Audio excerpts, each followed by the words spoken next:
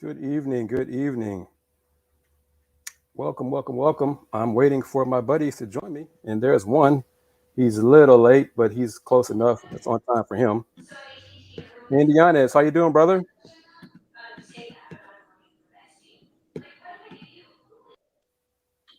You hear me? No. Yeah, no, I can't. Just Okay, here we go. Let me see here. Did I just do it right? All right, good deal.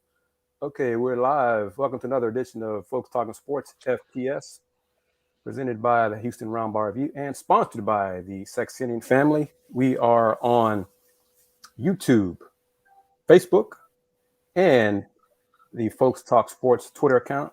And Andy, you got to help me out, man. I got to do a better job of spreading the brand of our own FTS Twitter account. I need to add that and do a better job sending that so people can start following us and subscribing so to get updates on the shows and all that glorious stuff rather than just solely tweet how folks can interact with us specifically. Me at the HRR Review and you, hey, Yanez. So let me do it. It's Folks Talk Sports, FTS on Twitter.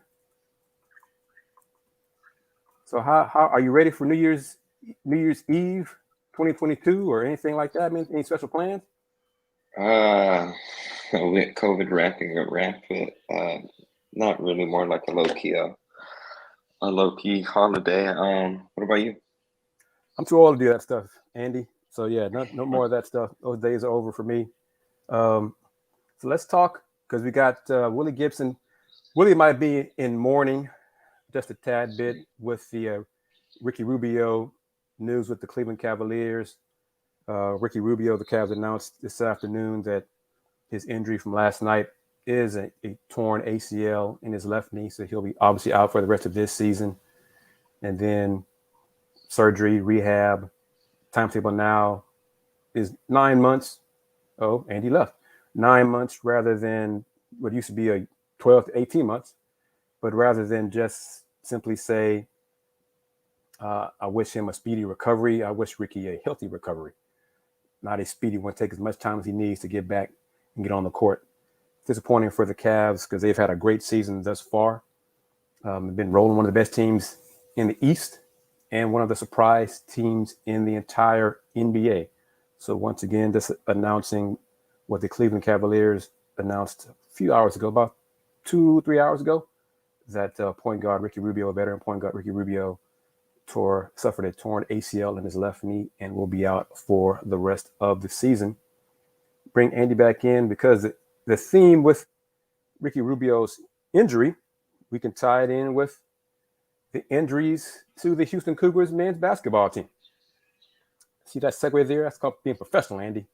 Being professional right there, that little segue. Well, what do you want to talk about first? We can talk about Jamon Mark and his shoulder surgery last Wednesday, which was successful, or the news that has been reported and confirmed, but not yet announced with a surgery date for Marcus Sasser and his hairline fracture in his left foot. Both of them are out for the rest of the season. What are your thoughts? Let's start with Tremont Mark, since this was first, and it's something that we have been following honestly since the first day of the, I guess, official practice that the Cougars had. I think it was October 1st, where I pointed out to you it looked like Tremont Mark at the start of the season had a different shooting form, um, and whenever it was a red and white scrimmage, we we asked Tremont Mark about it, and he said that yeah, it had been a shoulder. His shoulder had been bothering him for a while now, and it forced him to change the way he shoots the ball. And throughout the season, he didn't play the first, I want to say 2 or 3 games of the Mm-hmm. season. Came back. Honestly, when it came to his pure shooting for me, you didn't really see him comfortable with shooting. Now he was still attacking and dishing out to others, and then I think he re-injured against Alabama, and that's pretty much the end of it. I remember before they officially announced it, Calvin Sampson brought it up, and it sounded like he wasn't too optimistic about him returning. He said he's out. He had a pause and then said foreseeable future. Uh, Lo and behold, a few days later, they announced that he had surgery and was going to miss the remainder of the season. Yeah, you and I talked about it we saw the clips from practice that his shooting form was changed. I think you and I both termed it as broken because it was not as fluid as it was last season. And then you and James spoke to him after the red and white, got details specifically from Jama, and then giving both of you a pat on the back. Y'all both cleared it with Houston SID Jeff Conrad before, doing anything with it. Unlike other colleagues who just talk to players one-on-one and go ahead and put it out there, just trying to make a story. But I digress on that. Protocol is one thing to some people and others means something else to other people.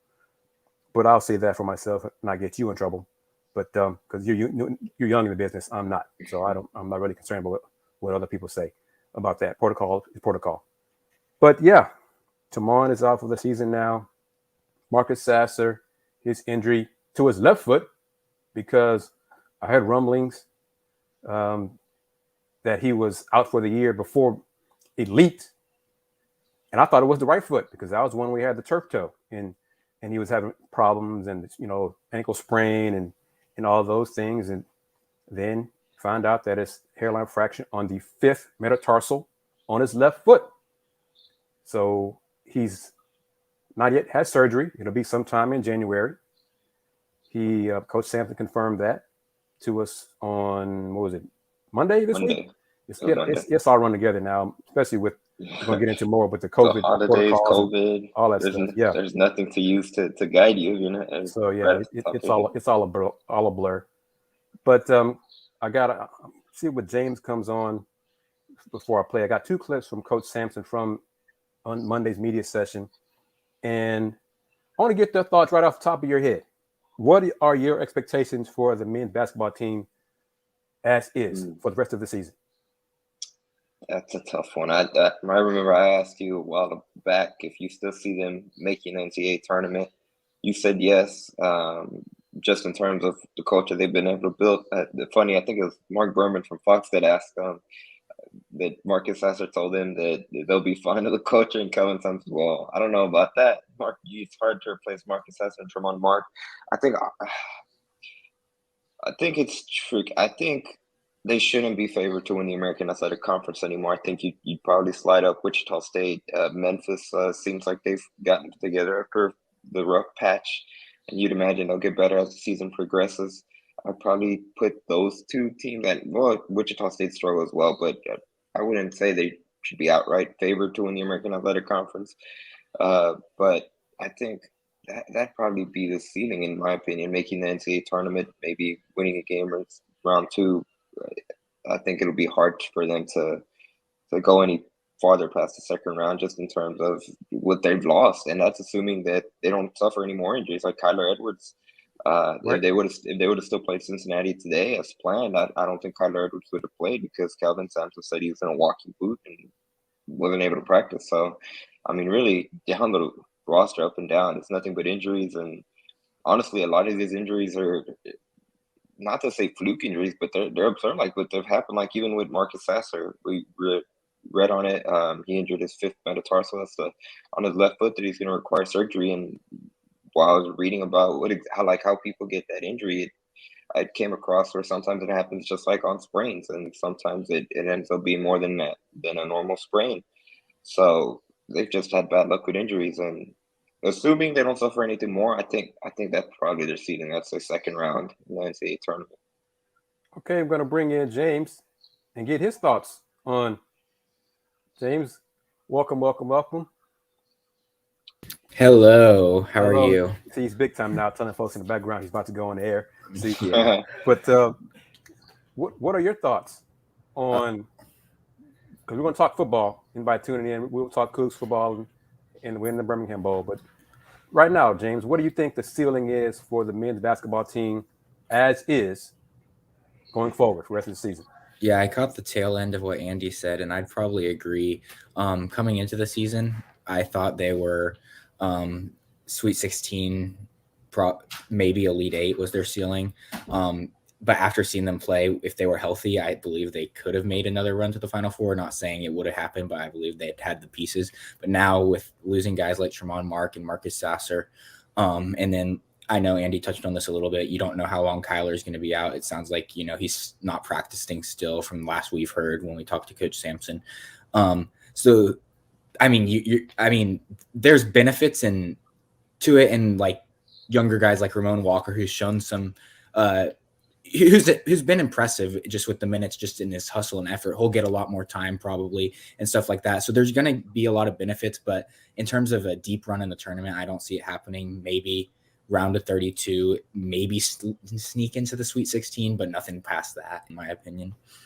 So you guys we're all on the same page. It's not gloom and doom. The season isn't over. That they're not going to fall apart. I think they could win a game or two in the tournament. And with the injuries, two key pieces, that'd be a great year. Okay, the season's not over. Coach Sampson is not going to stop coaching the players hard. The players that are healthy on the team are not going to stop. They're not going to stop playing hard because they still have goals they want to accomplish. So some of the fans who I guess we could just say they're fair weather fans, hopped off the train, hopped off the bus, whatever. It's over. Everything's over. Oh my folks. Okay, so it's like you have, well, I guess being a fair weather fan, you really don't know the culture of the program. That's not who they are. They're going to compete, play hard. But Andy, I'm not sure I agree with you in terms of the conference favorite. One reason is because Memphis is dealing with COVID themselves, and they have their own issues. Wichita State hasn't played great non-conference. Cincinnati, is Coach Mueller's building the program, so they're not a great team. UCF not a great team. So almost by default, the men's team could still finish at the top, and we're not even sure how many games are going to be played at conference. It'd be nice. It's almost pie in the sky if they get all 18 games, conference games done. I doubt that. I'm not sure. We touched on it. The Cincinnati game for the 28th was canceled, postponed, and then women tonight's game with Southeastern Louisiana was canceled because of COVID within U of H women's program. U of H's next game for the men is slated for Sunday at Temple. But Temple is now dealing with COVID. They hope to have enough players to play in Sunday's game, but that hope means maybe just 7 guys for Temple. It might just be 7 guys for U of H because Coach Sampson said, players are coming in and out of COVID. So with the 5-day, 10-day, isolation, who knows how many will be healthy for either side in Sunday's game. But I'm not sure. But we're going to have a clip from Coach Sampson. I got 2 of them. This is first of 2. And I believe if I do it right, this is one where he answered the question about the comments about Marcus Sasser in the program. But Coach Sampson is like, it's hard to replace 18 points a game for Marcus and then Jermon with 10 to 12. So here we go. Culture don't score points. That scoreboard's up there for a reason, House. I believe in our culture. But, it's tough to replace Jermon and Marcus. Just their talent. There's 2 talented kids.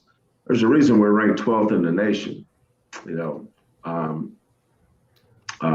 The team we have now is probably not a top 12 team.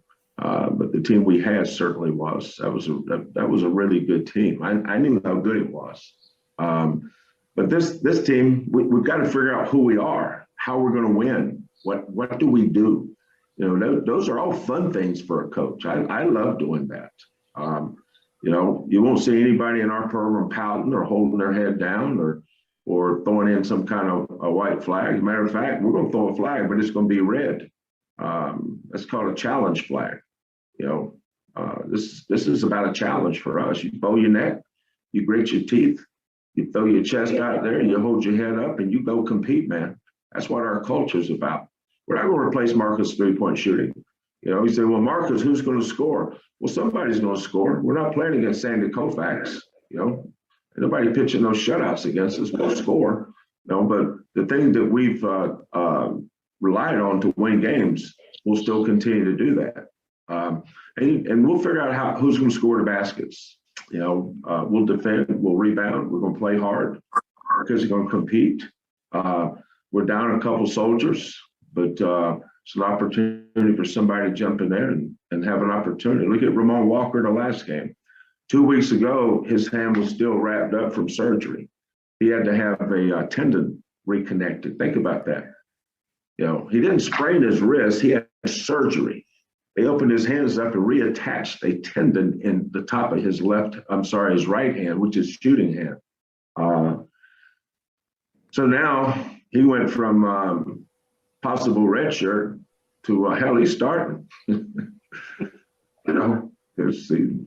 But that's the hands you're dealt with. Last year we didn't have to deal with any injuries, which is remarkable. This year we are. Some years are like that. But we're not going anywhere, man. We play Temple. We're gonna go play Temple on Sunday, and we're gonna bring our culture with us.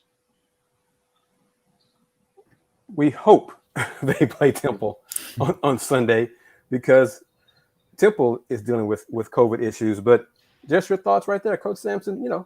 He loves the challenge. He's been a coach a long time, and injuries are part of basketball. It's a cliche, obviously, about next man up, next player up, and it's hard to replace star players because they're the stars for a reason. But this team, I was thinking about this, and give me your thoughts on this, both of you. Coach said Ramon Walker's going to start. Jamal said to be the other point guard, or the point guard, other guard. Do you think Coach Sampson will go big in the front court with Juwan Roberts, Fabian White, and Josh Carlton?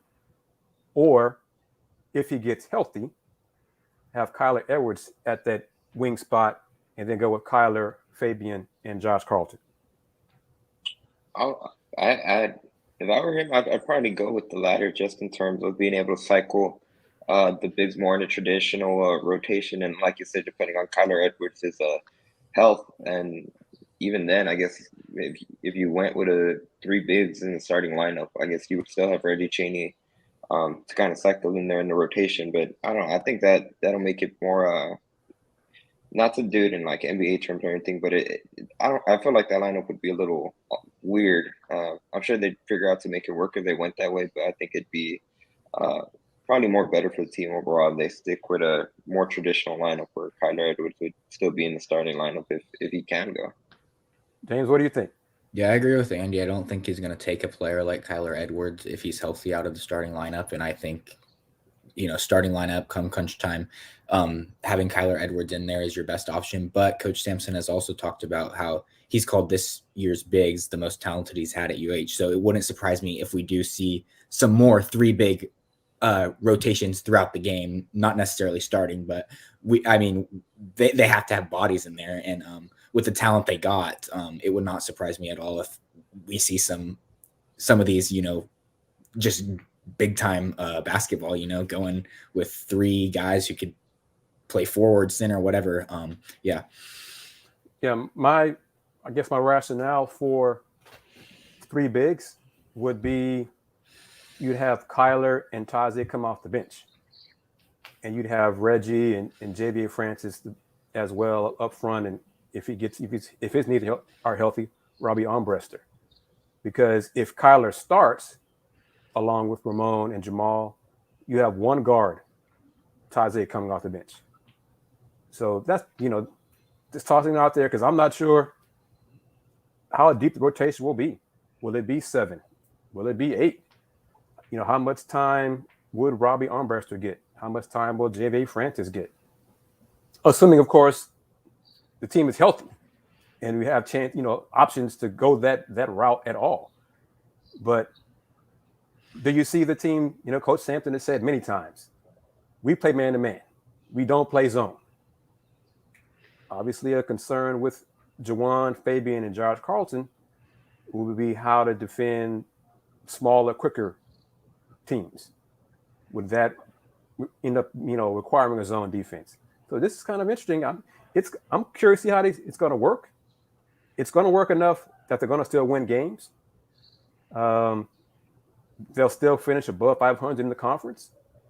I could still see them, if there's all 18 games are played, knock on wood, I can still see them winning 12 to 14, around there. They're going to lose, obviously. I mean, they're going to lose even if they were healthy. But that's just my rationale on that. And at some point, we're going to find out, I guess, Friday, if not, I don't think Saturday, because I think the new conference policy is 48 hours before game. If the game against Temple Sunday will happen. So let's talk about it. James, you're ready for your football knowledge, but let me toot my own horn. Last show, December 23rd, I put out there, what is the conference going to do when Houston, Memphis, Cincinnati, Wichita State have issues with COVID and players don't have enough healthy bodies? Because last week, the conference was all set with having forfeits. Well, Houston issues with COVID. And the irony is Memphis basketball had to cancel their game against Tennessee on the 18th because of COVID. And still, even after that issue, there was no change to the policy. Houston kind of changed the equation because Monday of this week, the athletic directors met, and lo and behold, let's change the policy. We need to change things around. Well, go figure that. What are your thoughts on the conference ADs being reactive rather than proactive? Because we knew COVID was here. We knew Omicron was here weeks ago. James, you first. Yeah, I mean, I felt like they were going to change it, but I agree. I went back last week and watched the show. I thought y'all hit the point right on the head with, teams are doing everything that they can do, taking the precautions, vaccination rates, booster shots, all that. And so I thought, should not change it in the first place, especially when I understand not wanting to be maybe the first conference, but when all these other conferences are doing it, to still sit back and wait, even and you see how cases are spiking up. I thought it was not the wisest thing. And I mean, it's probably not their favorite thing to deal with either, having to deal with it last minute rather than just getting it out of the way when other conferences started stepping up and you saw that this could potentially be an issue. Andy, what are your thoughts? No, you hit it perfect, Kris, where they were being reactive instead of proactive. And I told you when they first announced that the conference was going to meet, or the ADs were going to meet following the news that the Houston-Cincinnati game was going to get postponed, it's another bad look for the American Athletic Conference, especially when, like James said, you look across the country, a whole bunch of different conferences updated their COVID protocols, and we touched on it last week. It should have been done. It's the right move. Ultimately, they got it right. It just took them a while to get it, but it's something that was out of anyone's control, especially, sticking with Houston specifically, something Kelvin Sampson has said multiple times before, where, the entire team's been vaccinated. He says by the end of this month, so by the end of the week, since it's already almost the new year, all his players are going to receive booster shots that are eligible. I mean, at that point, there's nothing really much more that Houston can do. And if they still get COVID after that, it's more than, like we mentioned, the virus itself changing. It's not cute. It's not, you can't really blame Houston or say they were neglectful. I guess the only way to penalize teams, if you want to go that way for conferences, if a team has a low vaccination rate or something like that, which isn't the case with Houston and much of these teams across the conference. So it's something out of their control. So ultimately they got it right, but like we said, it took them a while to get there. But apparently it was an issue with Memphis. Yeah. As of yesterday, they had a low vaccination percentage among their players on the men's basketball side. Let me say that. Real quick, read this, and then we'll talk football. And I got some notes. Guys, get some water, take a break. You know what I do. We got to pay the bills and thank our sponsor. So I'm going to take a few minutes to go full screen and be right back in, who knows, 2-3 minutes. But here we go. This segment is brought to you by the Saxenian family. And as I touched on earlier, the U of H women's basketball game scheduled tonight, 7 p.m. against Southeastern Louisiana, was canceled due to COVID issues within the U of H women's basketball program. For fans who had purchased tickets for the game, they will be able to exchange them for any future women's basketball game this season. And for any questions, fans can email tickets@uh.edu or call 713-GO-COUGS at 713-462-6647. And do that, make the call during regular business hours. I got a tidbit that I'm going to bring in with the guys to talk about in a moment. But just as an FYI, UH Women's Hoops has open dates on the schedule after a January 22nd game scheduled at Memphis.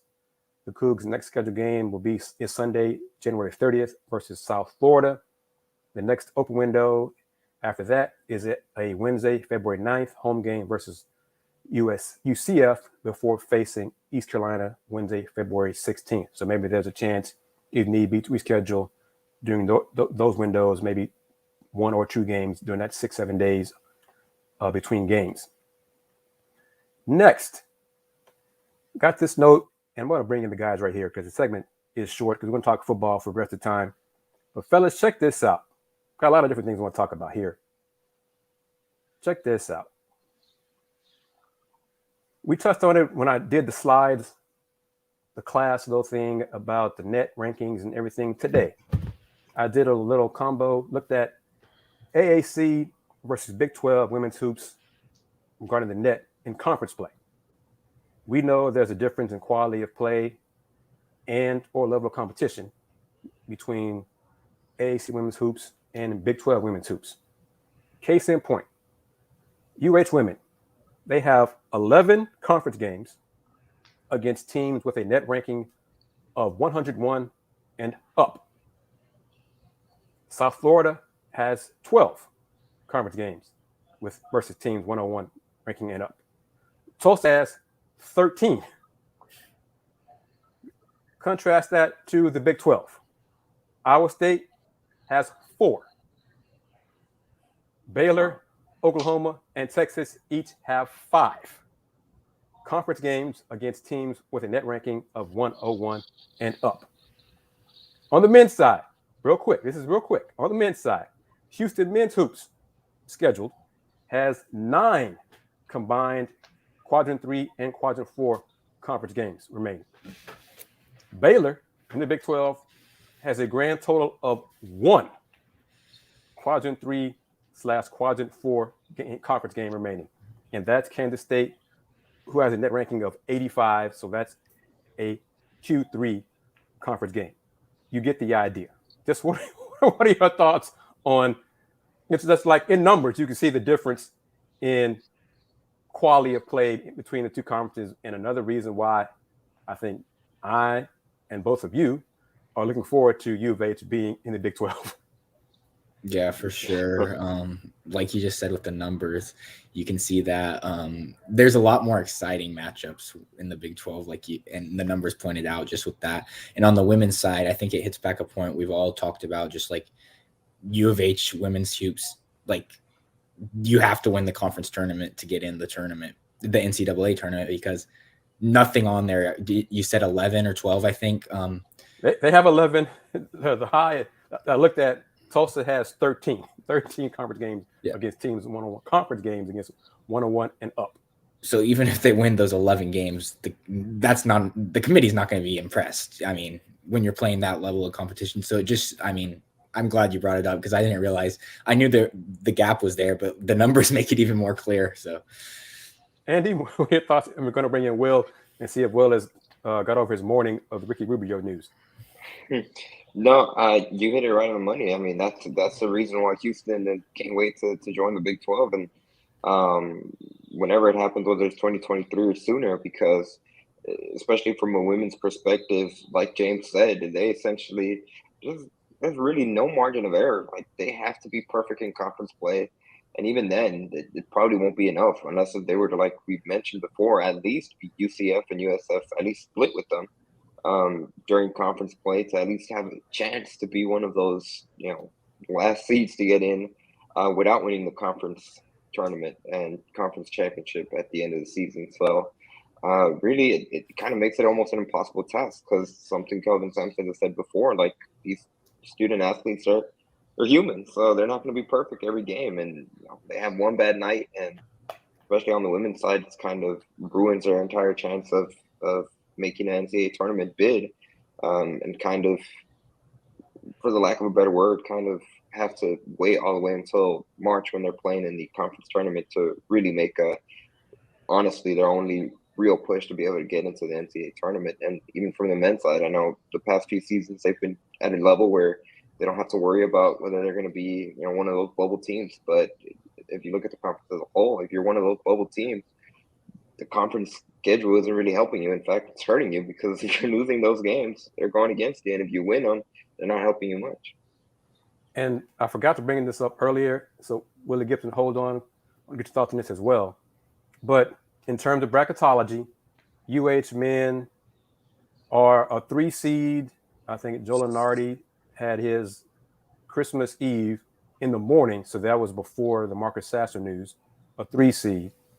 The guys from the Athletic did a bracketology today and dropped U of H to a 4 seed because of Sasser and Tremont being out for the rest of the year. So I reached out to a contact with the NCAA committee just to get a comment on how the committee will view the injuries for the key players, and how will the committee determine or base anything about seeding for them.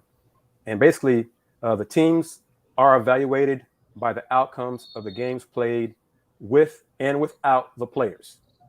And then we get into subjectivity. To the extent each committee so chooses, they will factor their evaluation of a team because of the loss of the players. So roundabout way, they will look at how the team did, were they 11-2, factor that in, and then they'll look at how the team does going forward for the rest of the year without Marcus and Tremont, and then determine, well, they were this, but now they're this, so maybe they still are a top 4 seed, or they are, things like that. So I got that answer from a contact with the NCAA committee, NCAA rep in the committee, determination. So just want to put that out there. Willy Gibson, are you ready? Have you gone through your emotions? Well, guys, give me your thoughts on that before I bring in Willy Gibson. What are your thoughts on that? On Ricky Rubio's injury? No, on the committee and how they evaluate U of H. That's interesting. Where they're I don't know why I said Rubio injury.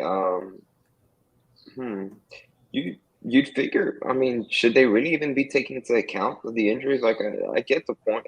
Really, it should be on what the basketball product is on the floor. So from this point forward, really, they should be grading U of H on how they look on the court and how they stay competitive. How many games do they win? That's really what should matter. But from now going forward, I mean, it's interesting if you go into March and, I don't know, say Houston's border between a 5 seed, a 4 seed, and they choose them to be a 5 seed because they don't have their 2 players. I don't know. That sounds kind of weird, at least in my opinion.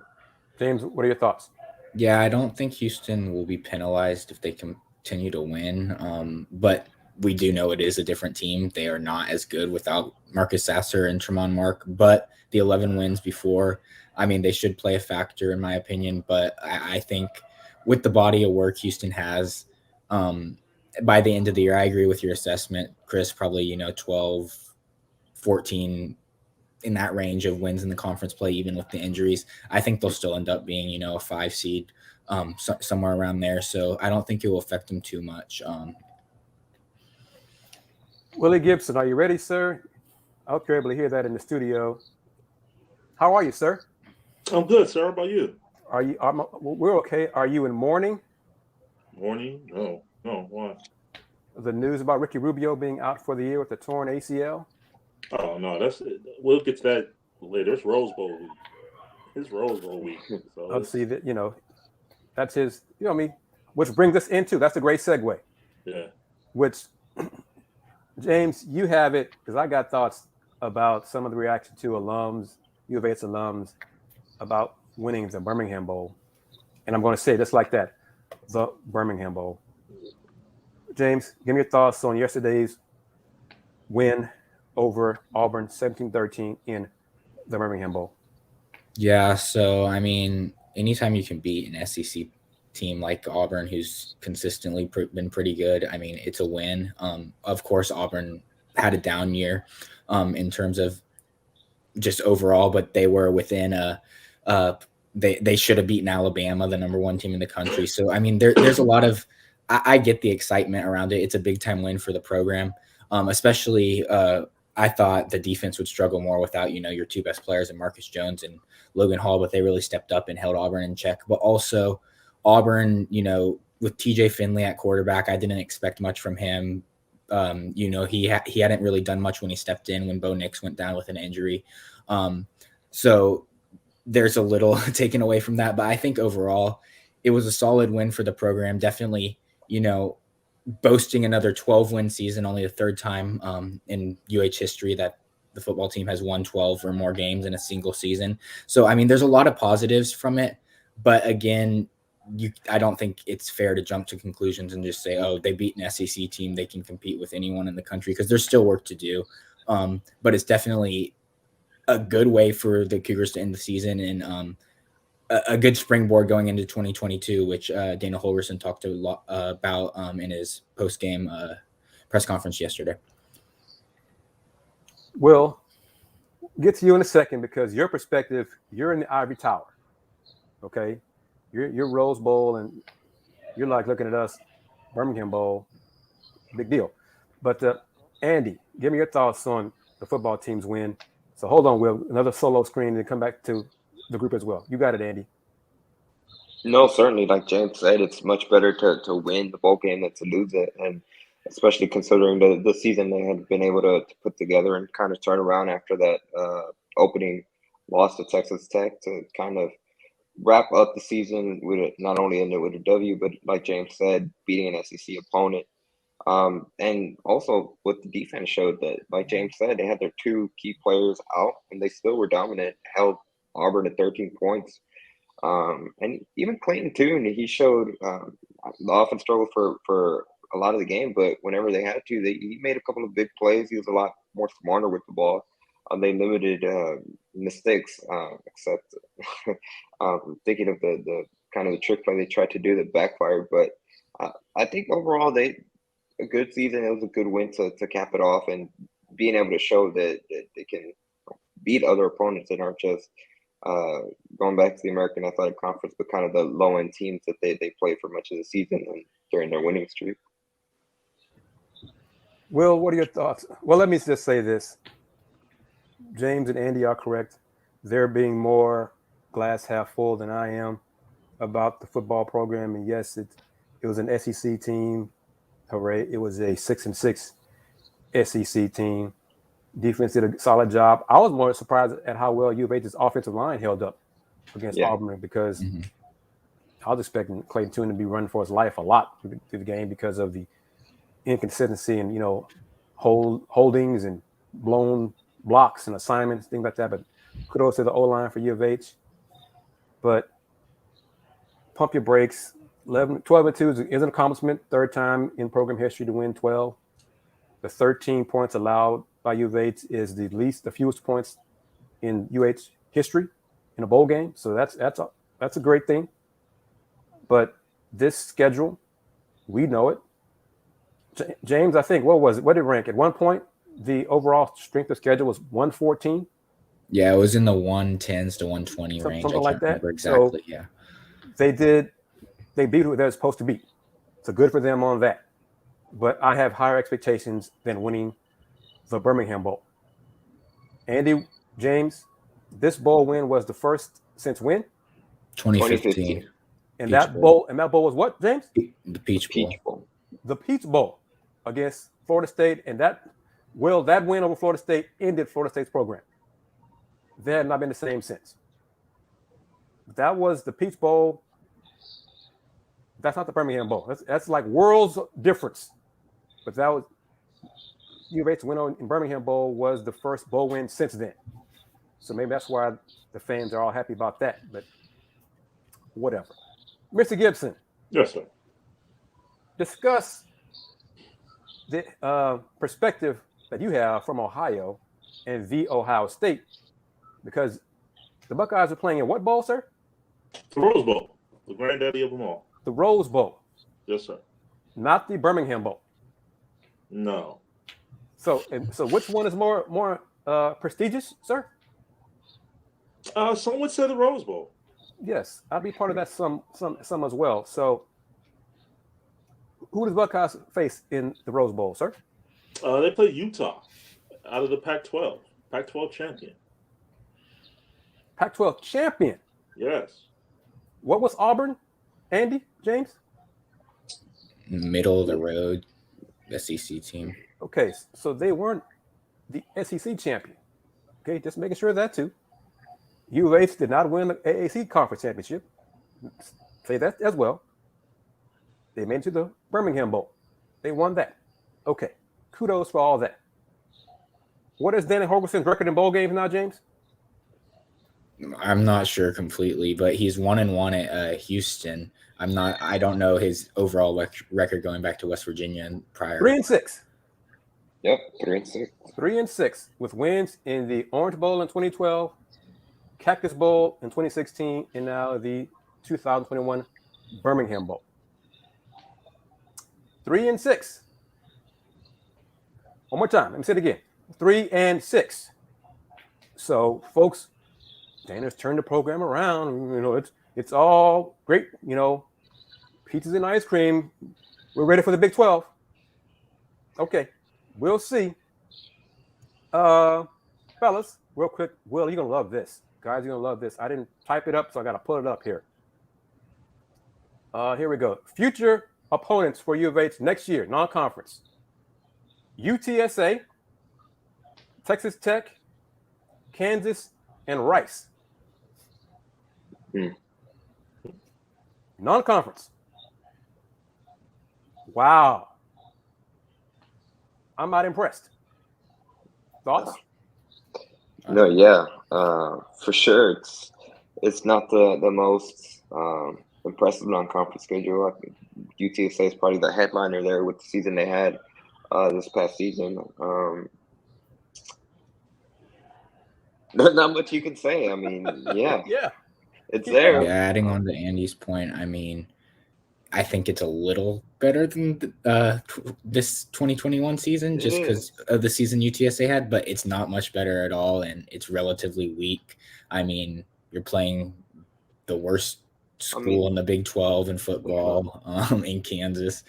UTSA will be a solid game. Texas Tech, they're middle of the road.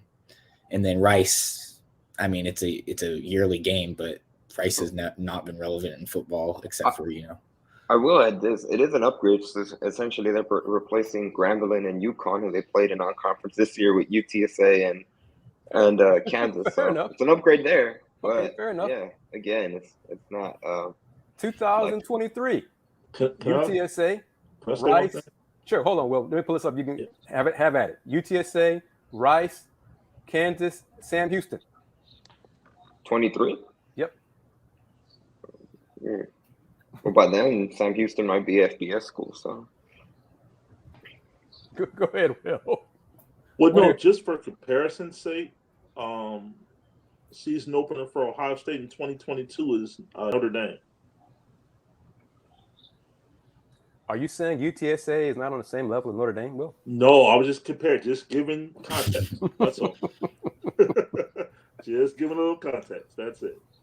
Go ahead, James. You got I was gonna say I think Will hits on a good point there, though. Like you see all these elite schools open up, you know, with a challenge. Typically, Alabama typically schedules a decent school; they blow them out, but still, at least it's relevant. We saw Clemson, Georgia play this year. Will's point, Ohio State will play Notre Dame. They played Oregon earlier this year. I think their second game of the season. Whereas in Houston, we've seen like a season like this, they didn't reach a challenge until they made the conference championship game in terms of like nationally relevant. And who knows if they even get Cincinnati on the regular season schedule next year. I'm not sure if that's been confirmed or anything, but there's a chance you go through the whole season and you're not even playing some sort of, you know, top 25 team with the way the American they've scheduled non-conference and then the American Conference being relatively weak in terms of national relevancy. It gets better. Andy, Will, James, 2024. Right now, it's just UNLV, Boise State, at Boise State. 25, Colorado, Boise State. 26, Utah, at Colorado, at Georgia Southern. There's some Pac-12 in there. It's better.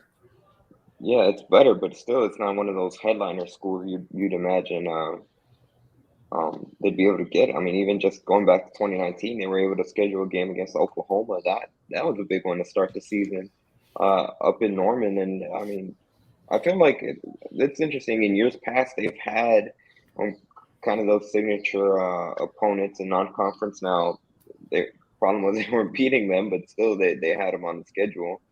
And now they've kind of transitioned away from that, but still early to fill out those 2024, 20 and beyond schedules. And Utah, Colorado, Boise State, they're not the worst schools to schedule non-conference. They're decent challenges, but I feel like going forward, especially once they're officially in the Big 12, they should start going for those challenges, trying to schedule some of those more Pac-12 schools. Heck, try to schedule one of those SEC schools, maybe a Big 10 school, and build up your non-conference schedule like that, because then they'll have the benefit of having to go through a Big 12 schedule and conference play as well.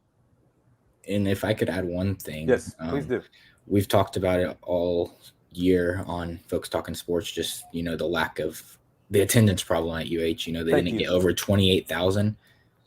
If I'm a fan, I'm not going to get excited about most of these non-conference games. Like, if you can bring in a quality school, schedule a home and home, that gets me excited from the jump, and then I'll be more inclined to go back. Whereas, you're not playing anyone relevant. I'm not. If I wasn't a reporter, I wouldn't have paid to go watch the Cougars play Grambling or Rice. It's just not worth it. But I would pay if Oklahoma came to town, or Sure. There's more benefits than just, challenges on the field. It helps just build up the hype within the program financially, just the fan base overall. There's so much benefits. Thank you, The James. other thing, the other thing, getting those high quality opponents and actually get them to play on campus at TDCU. I mean, even this past year, they played Texas Tech, who has some buzz because of the interstate rivalry, and they are a Big 12 school. If that game would have been on campus, I feel like the atmosphere would have been much better than it was at NRG Stadium, where half the stadium was empty. And the patches and most of the people that were there were it kind of was probably 60-40 Texas Tech. So they need to do a better job of getting teams to come to campus instead of having them at NRG Stadium. Thank you, young gentlemen, young Lions of FTS. That's why I have you on the show, because now I'm going back to my U of H alums who are all giddy over beating Auburn in the Birmingham Bowl. Are y'all going to buy season tickets now because of this win? Is the season ticket base going to increase to, James, help me out, what was it this year? Just give a ballpark. What do you think it was? I don't know. 15 maybe? Yeah. 15,000. Will, do you hear what I said? That 15,000. That's like a section at Ohio State. Yeah. Okay. So my challenge to all of these alums who are watching us on Twitter, Facebook, YouTube, who are happy right now for a win in the Birmingham Bowl over an SEC, a 500 SEC team, raise your expectations, spend your money, buy season tickets, have higher expectations for the program. Because 15,000, yawn. U of H is going to the Big 12. I wonder where that would rank in the conference. 15,000 season ticket holders. Pretty sure it's toward the bottom, near Kansas level. Yeah. Okay. 20, 25, 30. Get to a point where it's like men's basketball, where the season ticket basically takes up the whole stadium, and you just have single games here and there. Can we do that? Andy, what do you think? Can U of H alum do that for football? they continue to build on it. And again, like James said, you got to start scheduling some of those marquee matchups, whether it's interstate or beyond. Because, like James said, I mean, no offense, but Grambling, Rice, those schools, when they played Grambling, it was an afternoon game. It was an evening game. I'm sure there's a lot of other things that people would love to do on a Saturday night than watch UH pummel Grambling when that game was honestly over by halftime. James, do you think the U of H alumni base could come strong and get to 20, 25, 30,000 season ticket holders for football? Not until Big 12, because I mean, even look at this year. Starting the season, I think season tickets were as low as like $125. So that's like $20 a game. If you can't splash that, if you call yourself a loyal fan and you can't splash $20 a game, like, the upcoming schedule is not going to excite you much. And then even with the Big 12, season tickets are going to jump when the Big 12. I think there will be an increase because it's improved competition, but I don't know if they'll be able to get to 25, 30,000. It just really depends, but definitely not next year. I don't see us seeing sellout after sellout at TDECU. Will, your eyes rolled. You couldn't believe it, could you? Because I was like, okay, wait a minute. 100. I thought he was thinking 125 per game, but he said no, 20 per game. I'm like, wait a minute, $125 was a season ticket? Yep, general admission. Was that a student? That wasn't a student. No, that was like a regular package. And where you're coming from, Ohio State, that will get you nosebleeds on the big games. Yeah. Wow. Wow. So once again, I'm going. This is where I'm coming from. Okay, for alums tuning in, Kris is just bashing. He didn't know what he's talking about. I went to U of H, graduated in '94. Okay, I've been there. I've seen the marketing suck. I've seen it getting better. But football, we have a whole bunch of fair weather alums when it comes to football. If we want to be, and I'm saying we now, so I'm putting on my U of H alum hat. If we want to be in the quote unquote football business, put your money where your mouth is. Raise your expectations. Stop settling for beating average teams in a bowl game that I couldn't care less about the bowl game. I watched because it's my alma mater. But so what? But I want to know, did the season ticket office number ring off the hook today, tomorrow, January 3rd? How much? I want my tickets. Let's see if it gets to 20,000 for this coming season, despite the non-conference schedule being trash. No offense to who's the home game for non-conference. Let me see here. Home games will be Kansas. Oh my gosh, Kansas and Rice. Yeah, that's gonna bring them in. Kansas and Rice coming in for home games. Okay, but I'll spin it another way. We got to get to a point that we alums, U of H alums, are there to see U of H, not just the opponent. Because that's still an issue in basketball, honestly. But be there for U of H football. Kansas, Rice, shouldn't matter. You're there to see U of H football, and Coach Holgerson is building the program. It's on a nice foundation now. So we'll see what he does next season. And then in Big 12, again, James, you make a great point. Andy as well. The conference opponents in the Big 12 will be better. But the first thing should be for alums, U of H alums, is to be at TDECU Stadium to see U of H play. Not Texas Tech, not Baylor, not TCU, Oklahoma State, U of H. So let's see if we get to that level. I'm not sure we can. I'm almost 50. I haven't seen it.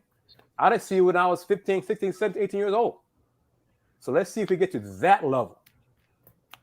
Will, I know you go ahead. No, what? Okay, I was saying, is it TDECU Stadium? Yes. Yeah. What does that stand for? What is It's that? a Credit bank. union. Credit Credit union Okay. bank, whatever. Okay. Yeah. Okay. Mm-hmm. Got it. And Will, I want you, because you were under the weather last week, Mm-hmm. I want to give you a minute to shine. I hope you remember to take 2 weeks ago when we were trying to talk about Coach Huey, talk about his record. Yes. You got the floor, Mr. Gibson. I'm going to give it to you. I don't care if your screen freezes up. Just keep talking. You got the floor. Well, thank you. No, you and I talked about it. I mentioned that he had won 38% of his games. And I found that on the University of Houston women's basketball page. And so later on we talked, and you had gone through another source, I think it was NCAA, and actually found out I think it was 47%. And I'm like 42%. I'm like, wait a minute, I know I got the information from the school page, and I go back and I check, and I did. But they only had his record through the 2018-2019 season. And I found that to be a problem, because if I'm going to the University of Houston website for information on the University of Houston women's basketball program, I expect to see current information, and to find out that it actually was not current information, it was 2 to 3 years old information, I kind of was upset, because I'm not used to that. I don't mean to come off as elitist. I don't mean to come off as snubbing my nose at the quote unquote so-called little guy, but I thought by going to the school information, the source itself, that I would get current information, and to find out that it wasn't current, kind of it perturbed me a lot. And Kris, and you and I talked about that, and you encouraged me to share as I'm doing now. But going to the Big 12, staying in the AAC, pardon me. Staying in the AAC, you got to do better. To have 2 to 3 year old information on the school website that I go to look for information from the school, that's a problem. Thank you. That's from Willy Gibson from the Ohio State University, not Kris Gardner, not Andy Yanez, not James Mueller. So to the alums of U of H watching this, reach out to the athletic department, the sports information department. I'm not going to name names. Y'all know who they are. I can do that right now, but I won't. Do better. Have higher expectations for the content on uhcougars.com. Andy, your thoughts? No, yeah, that's certainly a problem right there when they need to update their website. Even then, I'm looking at his page right now, and he's right. Even looking at his bio, they don't have anything for the past season, the 2020-21 season, which is the best season he's had since he's been the head coach here at U of H. So they need to especially for these smaller sports, they need to start. And honestly, I can't even pinpoint exactly what it is, but they just got to do a better job marketing their teams, and even then, opening up the access to them, because I think it was a week or two ago, and we mentioned it. I mean, even for the women's basketball team, like, they don't have Zoom availability after road games, at least, which the men's basketball team does. The football team did after every road game. That's something that they should keep trying to increase the access of your team. The technology is there to be able to do it. That should go for all the other teams too. I know they're hold up, Andy. Hold up. Say that again. The technology is there. For which part? No, that's it. The technology is there to do better. We are a prime example right now of doing this show, this live stream right now. Yeah, and basically it's kind of like a Zoom meeting, but live. Okay, so I and James, I'm going to come to you in just one moment. Once again, I'm putting on my U of H alum hat. I have high expectations for this program. Okay?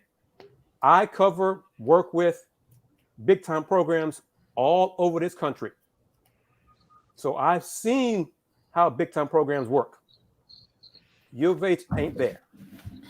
Okay? I'm going to say we as a program, as alums, need to raise expectations and expect more from our alma mater. James, you got it. Yeah, I think Willy and Andy hit it right on. The one thing I would add is even though U of H women's basketball season hasn't turned out like they've liked so far, they're coming into the year. Their motto is unfinished business, right? They're saying, last year was, a good start. We're going to really turn it around. There needs to be marketing leading up to the year because no one knew about it. And Andy mentioned, Coach Huey not really being available for media stuff. The only time I've talked to him is after the one game I went to. But there's been no Zooms. There's been no promotions or anything. And then with the outdated website stuff, I mean, if you're trying to signify, a new brand, we're on the rise. This program is on the rise. It's coming up. We're moving to the Big 12, which is even better. We want people to, buy in. You got to market it and you got to keep things updated. I mean, and like you said, it's not that hard. It takes time, but all the resources are at their hands and they're capable of doing that. It takes time. It takes staff. I understand that. And Andy, I'm saying to you right now during the stream, please clip this and repost it on Twitter. Okay. Because I'll tag it and send it to Chris Pesman and other people. I'll send it to Reno Couture because it's great. We know football makes the world go round. I know that. We all know that. But don't forget about your other sports. Don't treat them as third-class citizens. They deserve the respect and attention as well. And don't come to, they don't generate a bunch of revenue, all that kind of stuff. Some money is better than no money. But those teams, those student athletes, student assets, still deserve attention and recognition and coverage and promotion as well. All right. Anything else I want to say? Will, what time is the game? Buckeyes, Utah? Saturday at 4 Central, 5 Eastern. What's the spread? Ohio State 4.5 now. It was Ohio State 7, but due to opt-outs, it's dropped to 4.5. Who all has opted out? I saw Olave did, but who else? Olave, Garrett Wilson, Nicholas Petit-Ferrer, offensive lineman, and defensive tackle Haskell Garrett. Okay. But that was prior when I was coming on. Linebacker Cody Simon potentially won't play. Defensive tackle Antoine Jackson potentially won't play. Defensive back Seven Banks did not make the trip to California. He's no longer with the team. So there's a few more that could potentially not be there by Saturday. I'm not going to ask you because I know me and Andy, we struck out on our prediction, our guarantee in the bowl game with U of H and Auburn. So, Will, do you want to guarantee a Buckeyes win? I don't. Okay, fair enough. James, you got anything you want to add? You got any thoughts? Real quick, off the top of your head. Football, Cougs football. Who's coming back? Phrase it like this. Who do you expect back?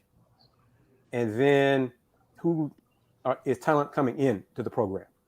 Yeah, so in terms of who I expect back that are eligible to return, obviously some players, seniors, COVID years run out. They can't come back. But Donovan Mutin, who's one of the local leaders, captain linebacker on the defense, I expect him to come back. He said when he talked to the media before the bowl game, he said he was going to really, take into consideration after the bowl game what his decision would be like. But he said, he really likes what Houston's been building and he wants to be a part of that. So I expect he will be back. Derek Parrish, defensive lineman, I expect him to be back as well in terms of key defensive players. Offensively, I bet Clayton Tune returns. He could get, try to go pro, and I think I don't know if he'd get drafted or a team would pick him up. He'd get a shot, but I think he has more to gain from coming back for another year.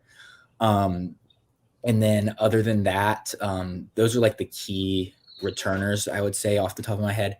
And then the recruiting class, they brought in some nice guys. They brought in a 4-star receiver from Klein Kane, Matthew Golden. Dana Holgerson said he expects him to have the same type of impact that Alton McCaskill, the freshman running back, did in his first year. So he can fill in some of those gaps in the receiving game, which will be interesting to see how him and Tank Dell complement each other.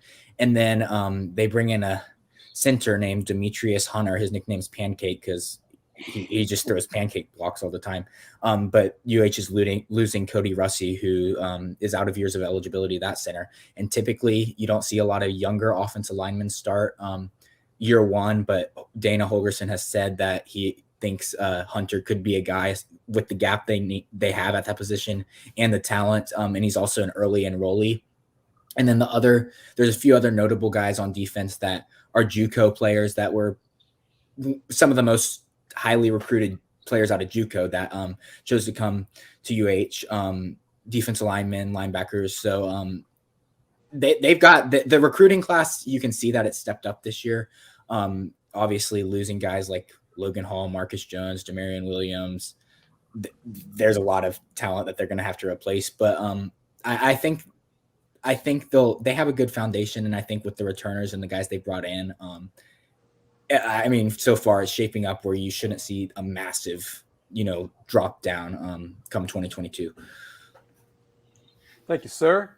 Real quick, I just saw on Twitter, Marcus Sasser announced that he will have his surgery tomorrow on his hairline fracture. So he asked for prayers.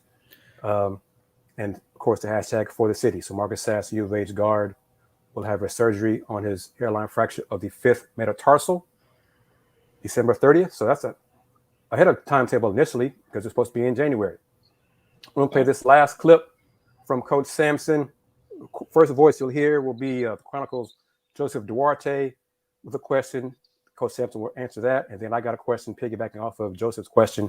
And then we'll come back and close it out. You're watching Folks Talking Sports, sponsored by the Saxenian family. This isn't like the pro leagues where you can go and fill a spot or sign a street free agent or whatever. Is there anything numbers wise you can do? For instance, I this is just throwing this out there. Would a mid-year guy be an option, or can you go that route, or do you just kind of stick with what you have and try to work through it?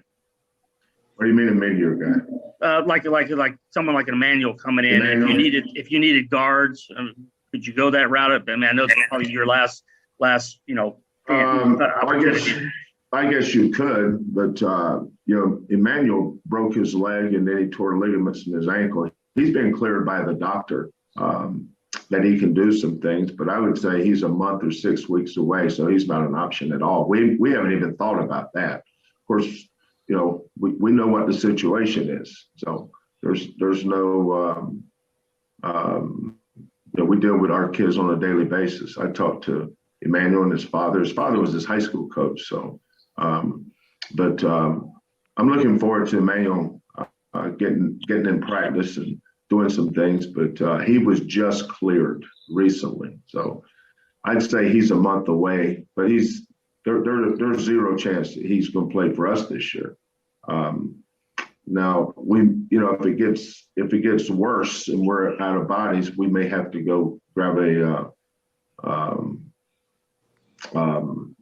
football player. I don't know if there's who over there could do something, but so obviously they're not going to help you in a game, but they may be able to help us in practice. Right.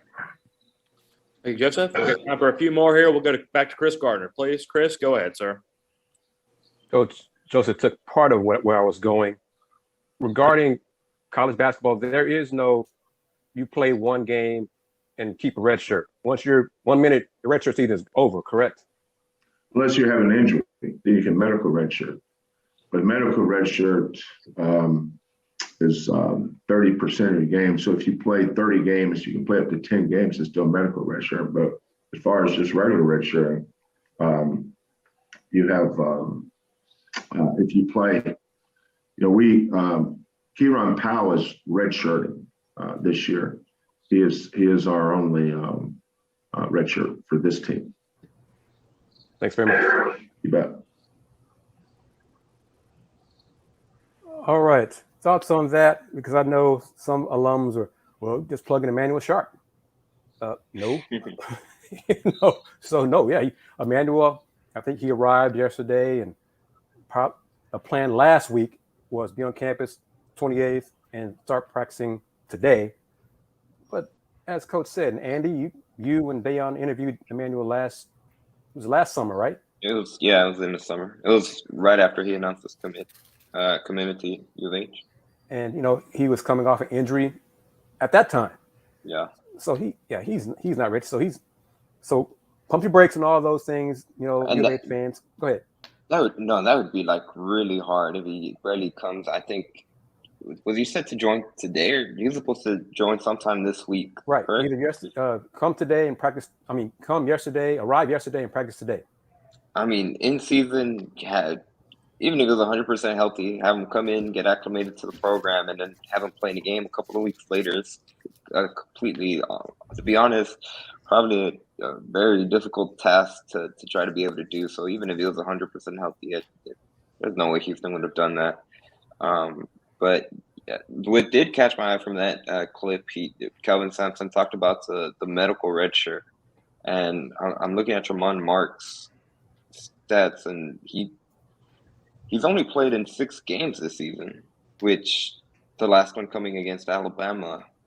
I'm curious, would it be possible to medical redshirt Tremont since he's only played 6 games? And say if they get reschedule the Cincinnati game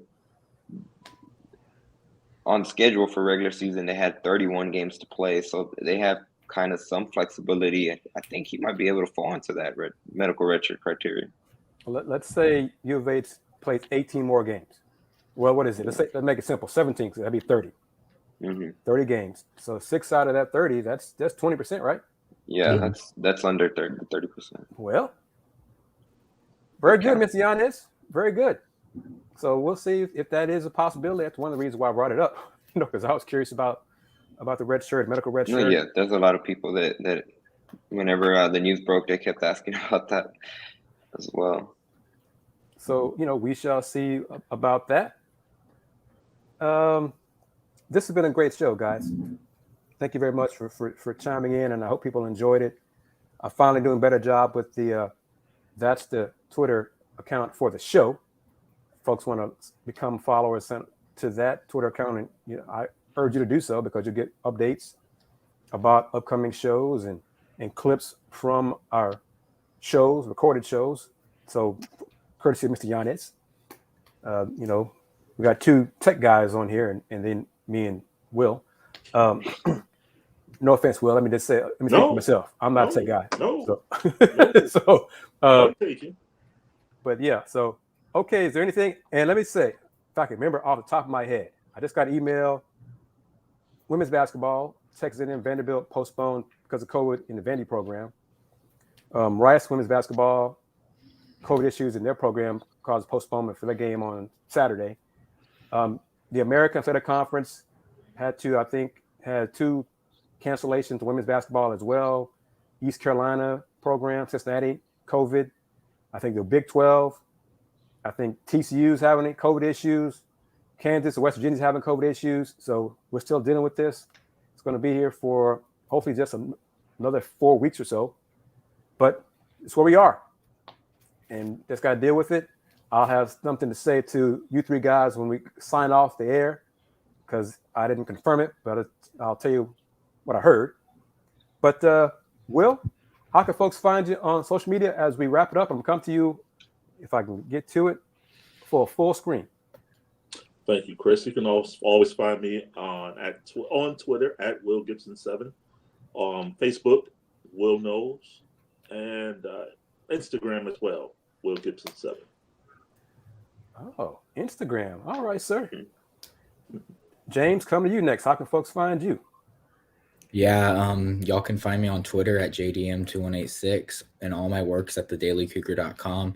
Also wanted to give a shout out that I know Kris and Andy mentioned it last week, but Folks Talking Sports is available on Twitter now, streaming across different platforms, and I checked it out earlier before I joined, and it was working great. So be sure to check out the show. We're available whatever platform you want. Thank you, sir. Andy, you got it. Yeah, well, first, yeah, like James said, we're on Twitter. I think last time I checked, the first episode we did was on Twitter last week. I think it got up to like about 170 something views on Twitter alone. So that's a big step right there. And it's been a while since I checked it, but for sure they can follow me on Twitter at @Yanez_5. Be sure to check out Pawd, Slama, Jama on Apple Podcasts, Spotify, wherever else you listen to your podcast. Dayon and I are gonna have the new episode coming up soon, and there's a lot to talk about. So if you want more UH athletics talk, follow us. Thank you very much. And small screen for me. I'm Kris Gardner of Houston Roundball Review, HoustonRoundballReview.com, Houston Roundball Review on YouTube and Instagram. Houston Roundball Review has been around since 1994, longer than James and Andy have been on this earth. But they are two young men who have bright futures, and I enjoy having them part of the show. Guys, the next time we see each other for an FTS will be 2022. So happy New Year to you. And thank you very much for tuning in. And hopefully we'll have college games to talk about on the next FTS, courtesy of U of H or somebody, locally. And then we'll go from there.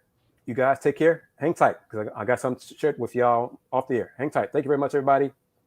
Tell your friends about it. And we are looking for more sponsors for the show and new platforms. And with sponsors, we may get some get college shirts for the guys, for us, and then get to a point where we can have some merch for our fans.